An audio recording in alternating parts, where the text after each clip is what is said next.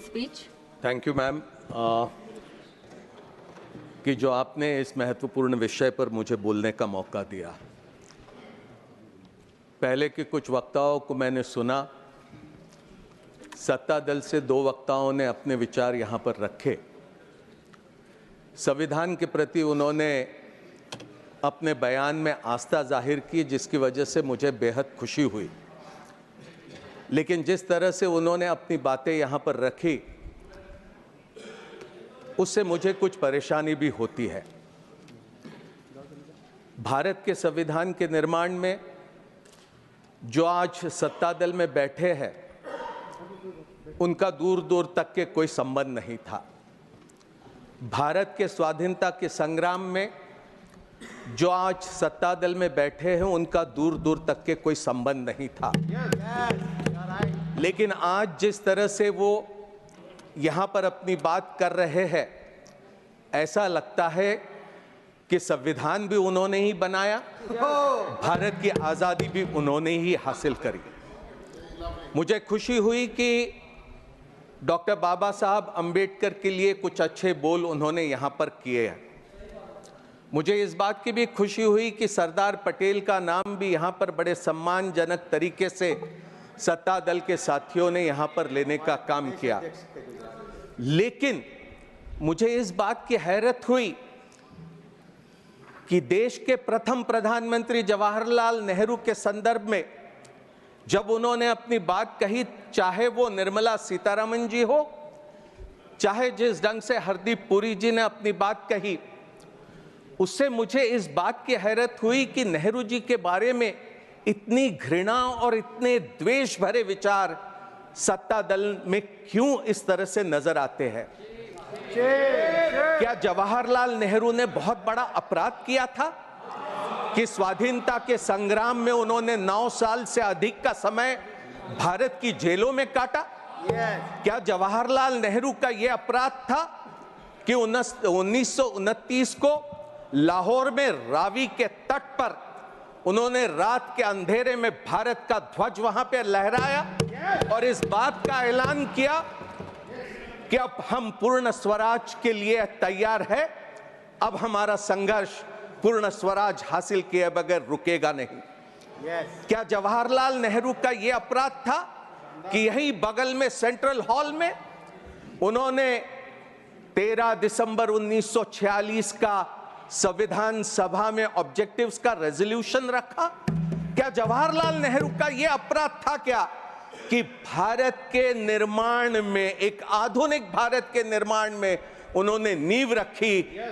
मैं समझता हूं ये सारा द्वेष, ये सारी नफरत जवाहरलाल नेहरू जी के प्रति वो इसलिए है क्योंकि जब भारत का विभाजन हुआ, इस्लाम के नाम पर जब पाकिस्तान बना, तो हिंदुस्तान में भी कोई हिंदू पाकिस्तान निर्माण करने के पक्षधर थे, जिसके खिलाफ में जवाहरलाल नेहरू ने अपनी पूरी ताकत झोंक दिया।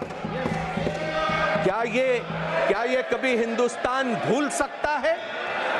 क्या कभी हिंदुस्तान ये भूल सकता है कि विभाजन के दिनों में 5 लाख से अधिक लोगों की मौत हुई, 60 लाख से अधिक लोग विस्थापित हुए, लेकिन वहां पर देश के प्रधानमंत्री प्रथम अपने तमाम साथियों के साथ, सरदार पटेल, मौलाना आजाद, राजेंद्र प्रसाद, इन तमाम साथियों के साथ भारत में शांति बनाने का काम कर रहे थे। 500 से अधिक प्रिंसली स्टेट्स थे, उनको भारत के साथ जोड़ना था। कश्मीर के क्या हालात थे? यहां पर हरदीप पुरी जी जिस तरह से बात कर रहे, ऐसा लगता है इतिहास से इनका कोई सरोकार नहीं रहा।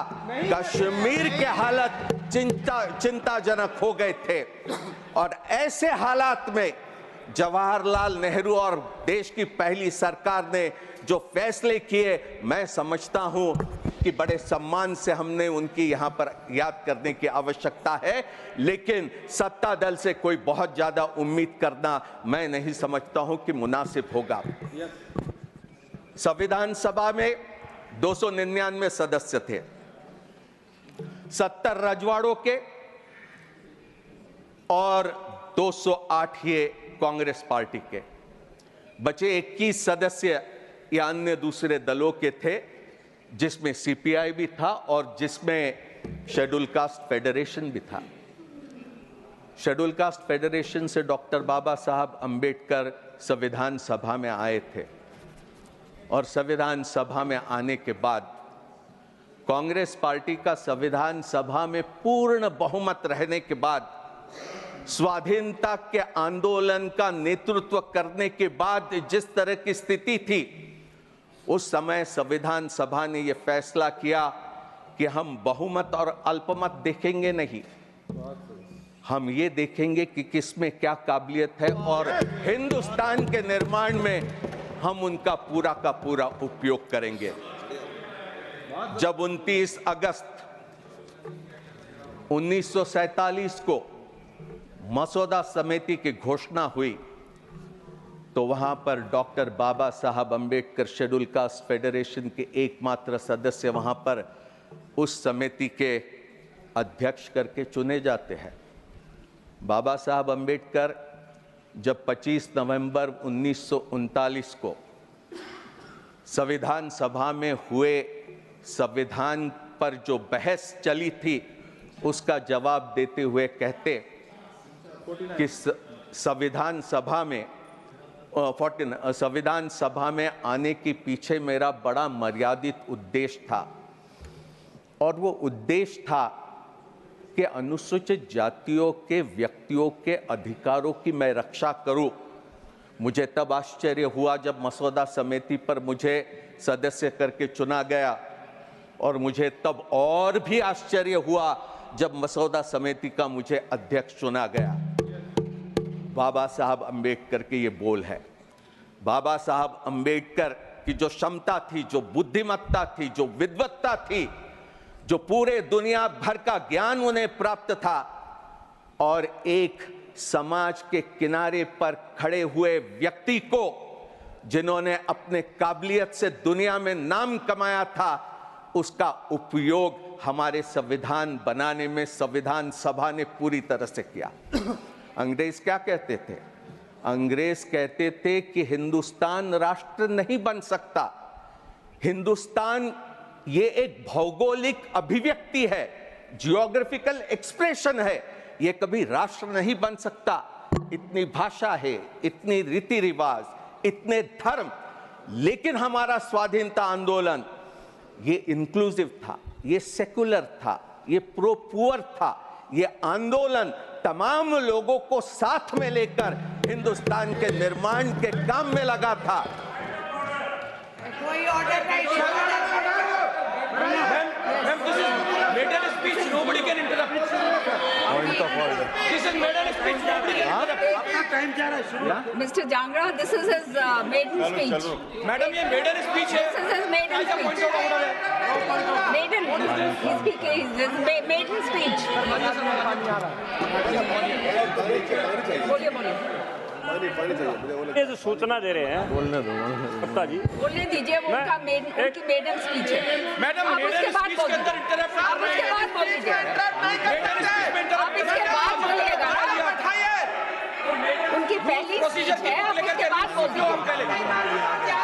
आप मेडन स्पीच के उठा रखी आपने, उसको पकड़ो पहले।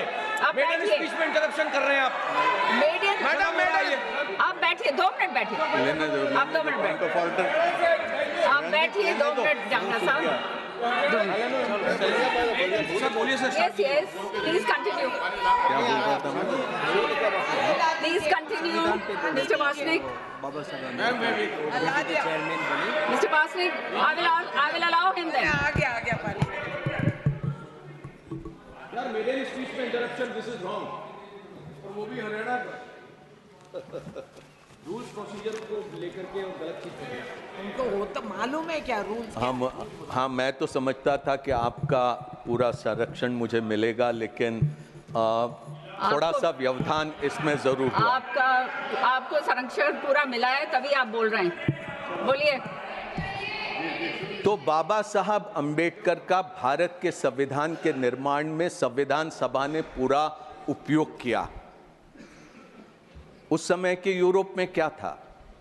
भाषा के नाम पर, धर्म के नाम पर आधुनिक राष्ट्रों का निर्माण हो रहा था। फ्रांस हो, जर्मनी हो, इटली हो। भारत का स्वाधीनता का आंदोलन अपने आप में एक अनोखा था। ऐसा दुनिया में उस दरमियान नहीं हो रहा था। हमारे स्वाधीनता संग्राम के नेताओं ने यह तय किया कि भारत अगर गुलामी से मुक्त करना है तो ये किसी एक धर्म के लोगों के लिए नहीं रहेगा, ये तमाम लोगों के लिए रहेगा। ये समाज में उन लोगों के लिए भी रहेगा जो समाज में आज अस्पृश्य करके जाने जाते हैं और छुआछूत के शिकार होते हैं। ऐसे लोगों के लिए भी हिंदुस्तान आजाद बनेगा। महिलाओं के लिए यहां निर्मला सीतारमण जी बहुत बातें करके चले गई।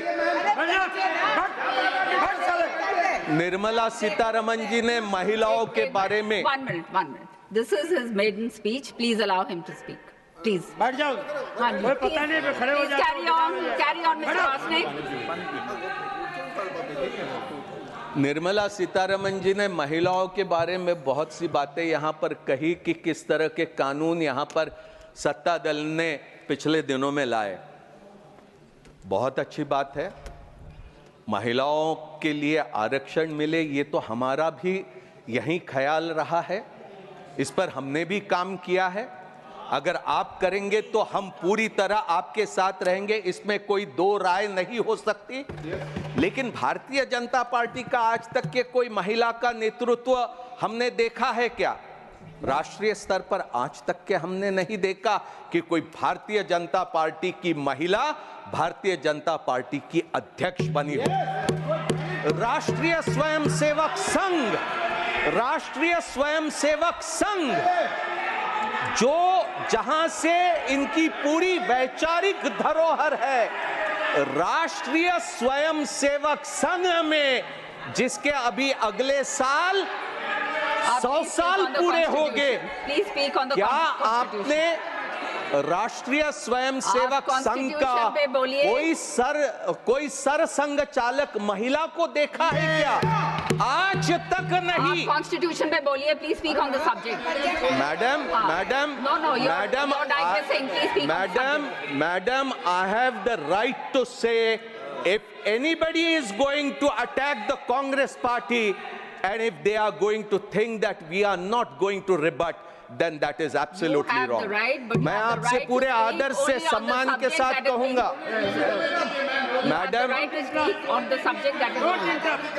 मैडम, मैं पूरे आदर और सम्मान के साथ कहूंगा कि अगर कांग्रेस का नाम जब लिया गया तब उन्हें रोक देते, मैं भी चुप रहता। मैंने अपने वाणी पर इनका नाम नहीं आने दिया होता। राष्ट्रीय स्वयंसेवक संघ के अगले वर्ष 100 साल हो गए। पुरुषों के अलावा महिला वहां पर सदस्य नहीं बन सकती। स्वयंसेवक सिर्फ पुरुष ही है। राष्ट्रीय स्वयंसेवक संघ में राष्ट्र सेविका करके एक अलग उनका एक संस्था है। ये इसमें कॉन्स्टिट्यूशन का कोई महिलाओं के बारे में मैं नहीं समझता हूं। कांग्रेस पार्टी में एनी बेसेंट से लेकर तो सरोजनी नायडू से लेकर वो तमाम अध्यक्ष हमने स्वाधीनता से पहले देखा और उसके बाद भी। जवाहरलाल नेहरू ने जिस तरह से भारत की नींव रखी और जिस तरह से हमारे संविधान सभा ने, जिसमें बाबा साहब भीमराव अंबेडकर की एक अत्यधिक महत्वपूर्ण भूमिका रही है, मैं बड़े गौरव के साथ, बड़े अभिमान और शान के साथ कह सकता हूं कि भारत जो आज भी आजाद है, भारत जिसकी आज भी एकता बनी है, आज इस संविधान के वजह से वो सभी मुमकिन हुआ है। अन्यथा इतनी भाषाएं, इतने रीति रिवाज, इतने धर्म मैं नहीं समझता हूं कि इतने मजबूती से आगे बढ़ पाते। हमें बड़ा गौरव है कि आज सबसे बड़ा लोकतंत्र करके हम दुनिया में अपनी जगह पाए हैं और मैं उम्मीद करता हूं कि अगर हम भारतीय संविधान के रास्ते पर चलते रहेंगे तो हम और अधिक मजबूत होंगे और अधिक हम दुनिया में अपना नाम रोशन करने में कामयाब होंगे। यहां राजीव जी के बारे में बात कही कि किस तरह से वहां पर इंदिरा जी की हत्या होने के बाद स्थिति पैदा हुई। यहां इंदिरा गांधी जी का शव रखा है। कोई गिन भी लेता कि इंदिरा गांधी जी के छाती पर कितनी गोलियां झेलनी पड़ी थी।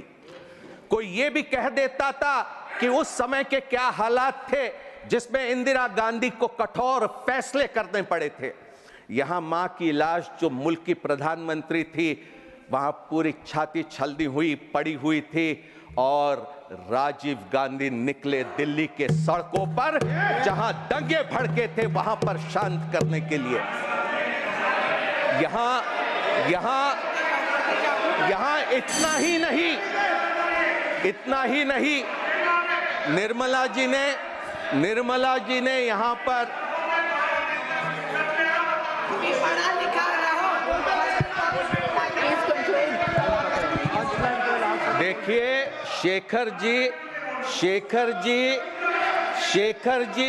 ये आपके पिता थे।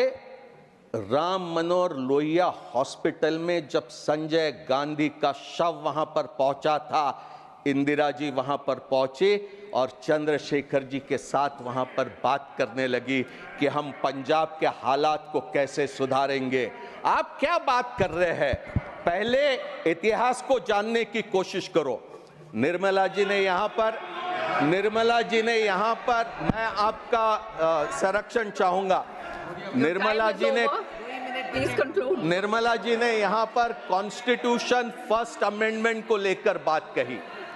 पहला जो अमेंडमेंट लाया गया, जवाहरलाल नेहरू प्रधानमंत्री थे, निश्चित उनकी जिम्मेदारी थी। वहां पर ऑब्जेक्टिव्स रेजोल्यूशन, वहां पर वो जब पेश कर रहे थे कॉन्स्टिट्यूशन अमेंडमेंट, तो क्या कहते, statement of objects and reasons में कि the citizens right to freedom of speech and expression guaranteed by article 19(1)(a has been held by some courts to be so comprehensive as not to be culpable even if he advocates murder and other crimes of violence. In other countries with written constitutions, freedom of speech and of press is not regarded as debarring from punishment or preventing abuse of this freedom. आगे में वो पूरा इसका विस्तार से वहां पर objects रखते हैं। Please conclude, your time is over. Doctor Ambedkar भी 2 घंटे पूरा ये अमेंडमेंट के समर्थन में अपनी बात रखते हैं और नेहरू जी ने जो भूमिका रखी उसका पूरा समर्थन करते हैं। हमने 15(4) लाया 51 में, हमने 2006 में 15(5) लाया, जिसके जरिए दलित, आदिवासी और पिछड़े समाज के लोगों को private and public educational institutions में हमने आरक्षण दिया है। आगे हमारा प्रयास रहेगा कि हम 50% आरक्षण की जो मर्यादा सुप्रीम कोर्ट ने दलित, आदिवासी, पिछड़ों पर रखी है, उसको अलग करके और अधिक सुविधा हम इन वर्गों को उपलब्ध करा दें। Thank you, Mr. Bastik. Thank you very much.